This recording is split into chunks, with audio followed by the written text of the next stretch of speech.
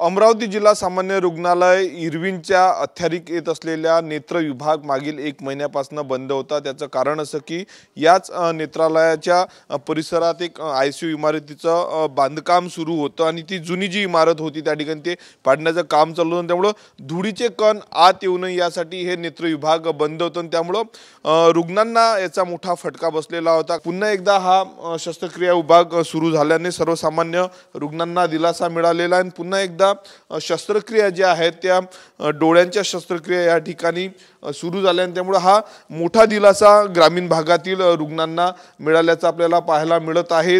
Niket दातोंडेसह मी Swapnil Umap, TV9 Marathi, Amravati.